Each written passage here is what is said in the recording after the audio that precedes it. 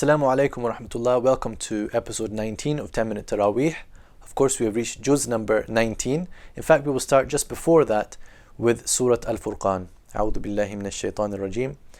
Bismillahir rahmanir rahim. تبارك الذي نزل الفرقان على عبده ليكون للعالمين نذيرا. Blessed is he who sent down the criterion Al-Furqan upon his servant, that he may be a warner to the worlds. So in these few words, in this one ayah, there is praise of the Quran as a criterion between right and wrong, praise of Muhammad ﷺ as the ultimate worshipper and servant of God, and also a reminder that this message is a universal one to all of the worlds. In this surah, there are a number of contentions which are made by the polytheists, and they are responded to and refuted. They said that this Quran was invented or it was copied from those who came before. They said, why is this messenger a human being? Why not an angel? In fact, we want to see God himself. They said that the messenger is bewitched. They asked why the revelation came down gradually instead of coming in one go. And this is apparently because they were aware that previous scriptures had come in one go. So the answer to this is given in verse 32 and 33.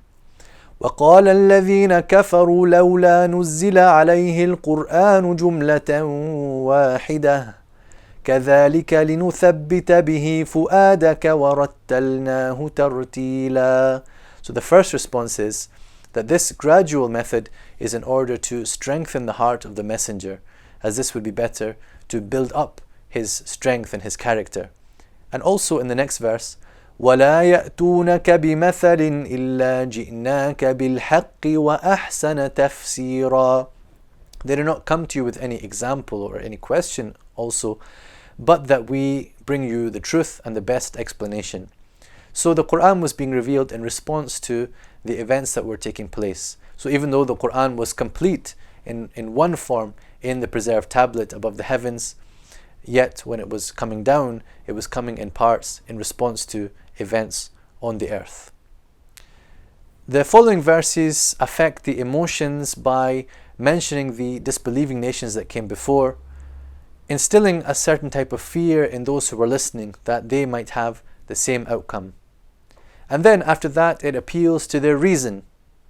In verse 45, looking at the signs in creation which are studied through the means of science. أَلَمْ تَرَ إِلَىٰ رَبِّكَ كَيْفَ مَدَّ الظِّلَّ وَلَوْ شَاءَ لَجَعَلَهُ سَاكِنًا ثُمَّ جَعَلْنَا الشَّمْسَ عَلَيْهِ دَلِيلًا. And so on in these verses, appealing to the inquisitive minds. Verse 63 of the surah until the end contains a number of descriptions of those who are described as the servants of the Most Merciful. وَعِبَادُ الرَّحْمَنِ الَّذِينَ يَمْشُونَ عَلَى الْأَرْضِ هَوْنًا وَإِذَا خَاطَبَهُمُ الْجَاهِلُونَ قَالُوا سَلَامًا. The servants of the Most Merciful are those who walk lightly upon the earth, and if some ignorant people address them, they say salam, they say peace. And among these beautiful descriptions is that they stay up all night in prayer, crying to their Lord, asking for forgiveness and to be saved from the punishment. وَالَّذِينَ يَبِيتُونَ لِرَبِّهِمْ سُجَّدًا وَقِيَامًا. And this is a great reminder for us in the month of Ramadan to make the most of these blessed nights. And almost at the end of the surah, we have this beautiful dua, this beautiful supplication, that to give us coolness of our eyes in the form of our spouses and our children, and to make us examples for the God-fearing. وَالَّذِينَ يَقُولُونَ رَبَّنَا هَبْ لَنَا مِنْ أَزْوَاجِنَا وَذُرِّيَّاتِنَا قُرَّةَ أَعْيُنٍ وَجَعَلْنَا لِلْمُتَّقِينَ إِمَامًا. And this takes us on to Surah Ash-Shu'ara, the surah of the poets. It begins, بسم الله الرحمن الرحيم طاسيم تلك آيات الكتاب المبين لعلك باخع نفسك ألا يكونوا مؤمنين. perhaps you would destroy your very soul over them not becoming believers. This shows the concern of the Prophet, peace be upon him, for his people, his love for their guidance.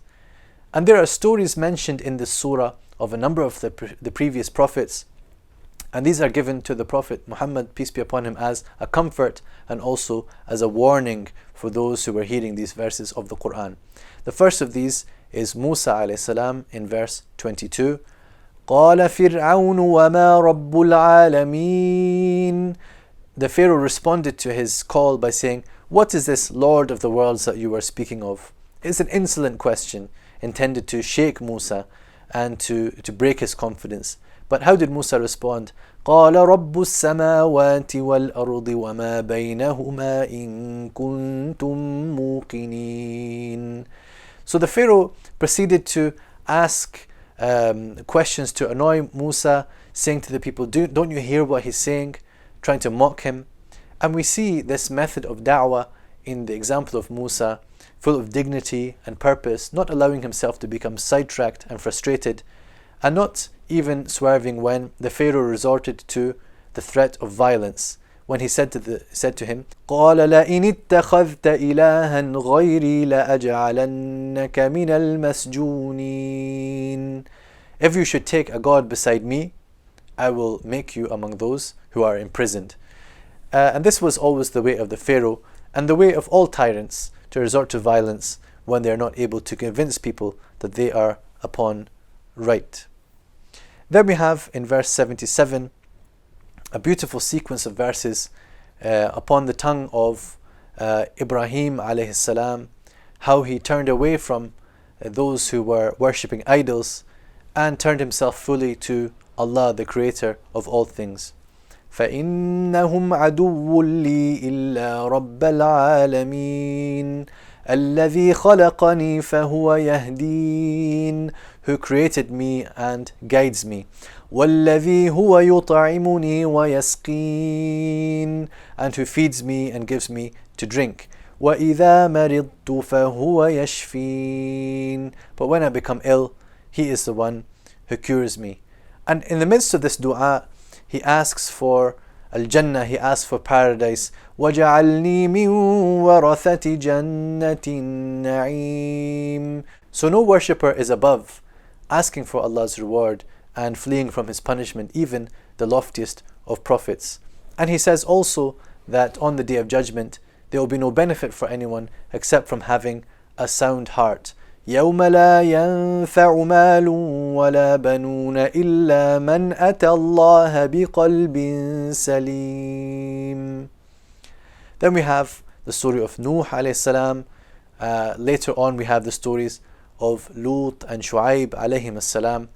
In verse 123 though, we have the stories of Ad and Thamud, and we may mention them here because Ad and Thamud represent the archetype of arrogant civilizations. And many of the things that we find in these stories apply to much of modern civilizations and their descent into materialism. كذبت عاد المرسلين إذ قال لهم أخوهم هود ألا تتقون إني لكم رسول أمين فاتقوا الله وأطيعون وما أسألكم عليه من أجر إن أجري إلا على رب العالمين. And in these verses we have a common pattern throughout this surah, that these prophets were saying the same thing, that to follow me, I am a prophet who is trustworthy from God. Obey me, and I do not ask you for any reward. I don't ask you for anything, any payment, but rather I only seek the reward of the Lord of the worlds.